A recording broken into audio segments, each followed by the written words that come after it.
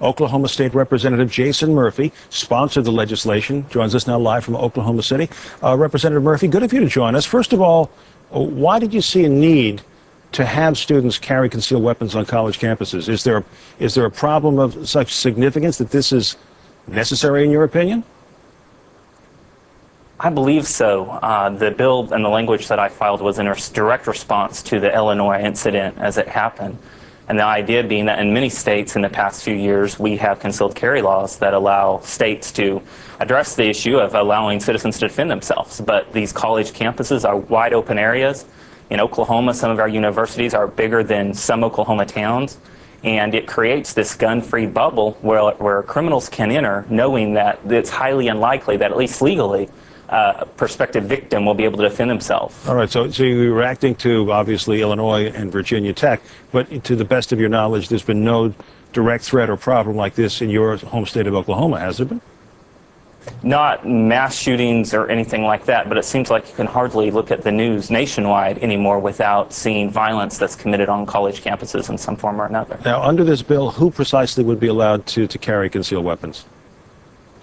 Currently, there are about 60,000 Oklahomans that are licensed for concealed carry. The bill would require that they go through the training and the background checks to make sure that they have a concealed carry license, but it would also require that in addition to having a concealed carry license, they either be on duty, active military, honorably discharged veterans, or individuals who are licensed by our law enforcement and private security licensing agency to carry a weapon occupationally. So this is a subclass within those who have been granted concealed licenses to begin with, correct? That's correct. It's a first step that looks at the experience of the individual and hopefully takes advantage of that experience to help solve this problem. The idea being that since the shootings and the incidents at college campuses, there have been reports, including one here in Oklahoma, that show that we needed $16 million of more security on campus. And it's an era where taxes are high, tuition keeps going through the roof.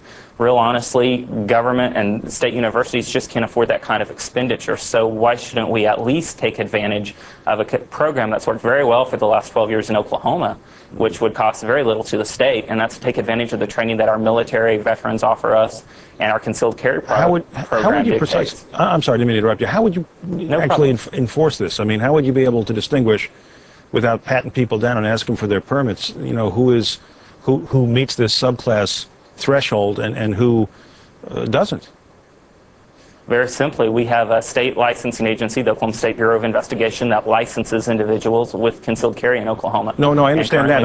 I'm saying when they actually would show up for class, they would have to have their concealed carry license on them. I know, but you're not going to be able to know necessarily at that point unless you feel like patting down kids, or, I mean, metal detectors suddenly. Do you have metal detectors in any of the state colleges right now?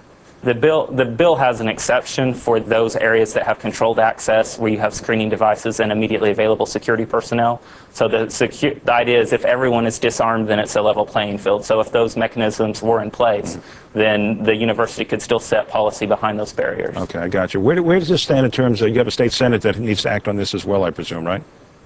That's right. We passed the bill in the House Judiciary Committee on a vote of 14-2. We passed the bill on the floor of the House of Representatives by an almost 2-to-1 margin. It is now going to the Appropriations Committee of our state Senate. All right, and then it's got to go to the governor. Will the governor sign this or not? I would certainly hope so. What do you think? Have you talked to the governor about this? Not directly. He hasn't taken a public position on the issue yet, but I'm certainly thinking that it's going to be very hard for him to tell the hardworking Oklahomans that we don't trust our military veterans enough to allow them to defend themselves just because they've taken a few classes to try to improve themselves. All right. Mr. Murphy, we have to leave it. We appreciate your time and your thoughts on this, and we thank you for sharing them with us, sir.